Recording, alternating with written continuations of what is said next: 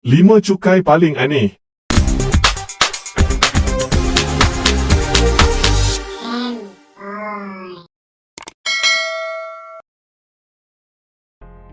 Cukai adalah sumber utama kerajaan untuk menguruskan negara dan kita mengharapkan mereka akan memanfaatkan kutipan cukai sebaik mungkin. Ada cukai yang biasa kedengaran seperti cukai GST, SST, excise dan sebagainya. Bagi sesetengah negara yang kreatif, mereka juga mewujudkan cukai-cukai yang layak dikatakan ganjil dan aneh dalam memaksimalkan kantung kerajaan. Jom saksikan 5 cukai aneh yang dikenakan kerajaan di beberapa negara.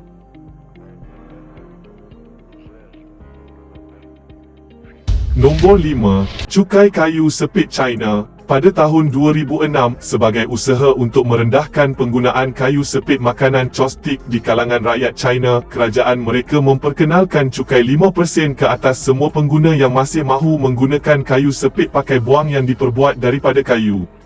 Langkah China memperkenalkan cukai ini disokong oleh kesedaran kerajaan mereka yang mahu menurunkan kadar perbengan pokok bagi penghasilan kayu sepit, dianggarkan sebanyak 1.3 juta kubik meter setiap tahun.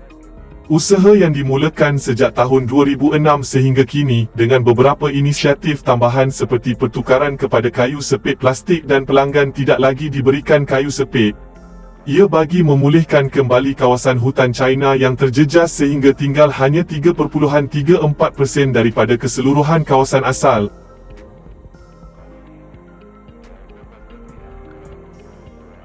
Nombor 4. Cukai matahari di Sepanyol. Di Sepanyol, salah satu cukai yang sangat dibenci orang awam adalah cukai yang digelarkan Impuesto al Sol atau cukai matahari.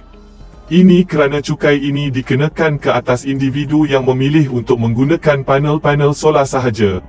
Ramai rakyat Sepanyol yang berusaha untuk menjimatkan elektrik memasang panel solar bagi tujuan penjimatan wang, tetapi kerajaan Sepanyol melihat tindakan penjimatan itu bakal merugikan mereka, jadi mereka mencukaikan mana-mana pemilik panel solar yang kediaman, premis mereka masih berhubung dengan grid elektrik kebangsaan.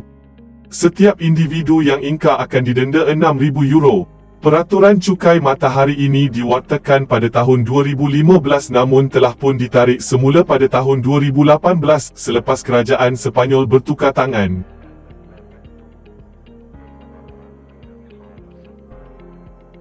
Nombor 3. Cukai buangan lembu ternakan di pelbagai negara. Salah satu cukai ganjil yang seringkali dilaksanakan pelbagai kerajaan seluruh dunia adalah cukai buangan lembu ternakan. Ini bermakna penternak lembu di negara terlibat perlu membayar cukai disebabkan oleh najis lembu. Banyak negara percaya aktiviti penternakan lembu menyebabkan pencemaran pada alam akibat daripada gas meten yang terhasil semasa lembu membuang najis dan penternak dimangsakan kerana mencemari alam sekitar. Antara negara yang sedang berusaha memperkenalkan peraturan cukai ini adalah Denmark, di mana pewartaan cukai tersebut diumum pada tahun 2009 dan undang-undang berkenaan cukai najis lembu ini sedang digubal bagi memperketatkannya. Di kalangan negara yang mengamalkan cukai ini, Denmark merupakan negara tertinggi kadar cukainya.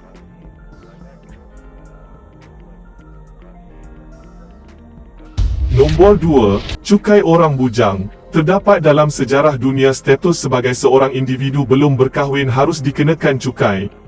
Ia berlaku di banyak negara antaranya Amerika Syarikat, Afrika Selatan, Jerman, Itali dan Kesatuan Soviet sebelum kejatuhan mereka. Kadarnya juga berbeza-beza. Di negeri-negeri Amerika Syarikat misalnya, mereka mengenakan cukai di antara $1 ke $25 yang perlu dibayar setiap individu bujang bagi menggalakkan mereka berkahwin segera. Bagaimanapun, cukai ini sudah pun dimansuhkan di sana, kali terakhir dikutip sekitar tahun 1920-an. Lebih menarik, di Kesatuan Soviet, cukai dikenakan kepada mana-mana individu berusia 25 ke 50 tahun bagi lelaki dan 25 ke 45 tahun bagi wanita yang tidak mempunyai cahaya mata. Untuk tempoh dari tahun 1941 sehinggalah 1990, kesemua individu bujang di Soviet dicukai sebanyak 6% daripada pendapatan bulanan mereka. Pewartaan cukai ini ditarik balik selepas kerajaan Soviet runtuh, membolehkan pindaan dasar cukai orang bujang ini dibuat.